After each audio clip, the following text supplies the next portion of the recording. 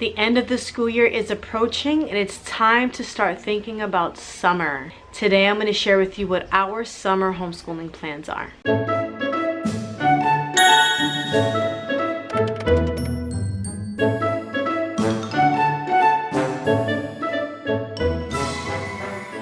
If you're new to my channel, I'm a homeschooling mom of 3 and I've been homeschooling since 2012. Today I just want to talk about the end of the homeschool year and as we approach summer. Now I know some of you guys stop and take a break in the summer, and I know a lot more of you homeschool throughout the summer. So I thought that maybe I would share what our plans were for the summer, this homeschool year, and maybe give you guys some ideas so that you can figure out what it is that you guys want to do this summer as well. We this year decided to take off of homeschool for the entire month of December, which means for the entire month of June we're going to be continuing with our normal lessons to finish up the school year. Finish up our maths, our language arts, and things like that. However, it's a little tricky for us because we've already finished our language arts and some of our maths and have already moved on to the next level. However, at the end of June is when we are going to stop and take a nice break from that kind of structure anyway. So I'm breaking down our summer into a couple of different things: unit studies, projects, sports, and group things. We're going to get started with the sports. So this summer, my son is going to be playing basketball this summer, and my oldest daughter will be doing volleyball, and my youngest daughter may be doing swimming, taking some swimming lessons at the YMCA, because here in Florida it's really important that kids know how to swim as early as possible. So she can swim, but lessons would definitely help improve that skill. Now, as far as our unit studies this summer, since it's only 2 months of July and August, we're going to be focusing on ancient Greek, and I'm going to be making a video which I'm going to put here, which is going to show you all the books and resources that we're going to be using to study ancient Greece this summer.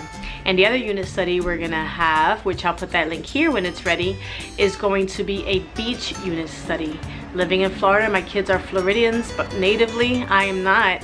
There's a lot of things that I need to learn in order to teach them, and I want to teach them about lots of the ocean life as well as the Florida birds and things like that. So we're going to be doing a beach unit study over the summer and spend a lot of time there at the beach. Now, as far as projects, my 9, soon to be 10-year-old son, he's going to be double digits, is going to be working on a stop motion, learning how to do stop motion using his stick bots. Now, he's always owned stick bots. I don't have it right now, but I will show you a video clip on what the stick bots are and what the set looks like for him to work on making some stop motion films. I don't want there to be unlimited screen time this summer, so I'm trying to incorporate some projects so when they don't have their screen time, they're able to work on these things instead. My oldest daughter is going to be pretty busy with her sports schedule, but I'm going to get her some beginner crocheting or cross-stitching sets, depending on, I don't even know if it's the same thing, something like that for her to work on her free time. And she just finally got into reading, so I got her the Divergent series from the movie Divergent, and hopefully she'll be spending some time reading this summer as well. We're also going to be doing some summer reading with the other kids, but those are going to be in regards to the unit study. So when I show you our Greek unit study, you're going to see the book that my son's going to be reading. He's actually going to be doing the Percy Jackson series over the summer, and then maybe some readers for beach readers. And another thing we're going to do is that for their summer reading, they're going to be filling out some book journals, and I'm going to have some sort of prize for every book that they read. But these are the book journals I got off of Amazon, and I'll leave them in the description below. So this one is for my 5-year-old. It says my very own book journal, a reading log for kids and grown-ups who love books. So it says in here, there's a part that shows how to use the journal, draw your favorite characters, Okay, that says the same thing. Alright, so she would write, with my help of course, the title, the author, the book number, if she read it by herself or if I read it to her or if we did it together, how the book made her feel. She'll be able to write her favorite lines in the book, any new words that she learned, and then she'll get to draw a picture or write her review, what she thinks about it, and if she would recommend it, if she would read it again, and a star rating. And she'll be able to do that for every single book. Then for my son, he has a similar reading log, but since he's a little older, it's less fun. I probably should have got him the other one because he likes to draw a lot too. But if he wants to draw, I'll just stick a sheet of paper in there or something. Then my 5-year-old, I haven't decided yet. I think that we're just going to be working on a lot of crafts and doing a lot of Pinterest crafts. And I also have this book from The Good and the Beautiful, which I haven't used yet because I haven't fit it in. But I'm thinking of maybe making a craft every day and having things like that. She also loves to cook, so she'll be just spending, she spends a lot of time with me. So the things that I will be doing will be teaching her more how to cook and doing lots of hands-on activities with her. I'm also going to get a keyboard for the kids because my oldest daughter really wants to learn how to play piano. So that'll be another thing that she can practice this summer. The other things I really want to do this summer is create our own board games. So I found these kits on Amazon where you get to create your own board games.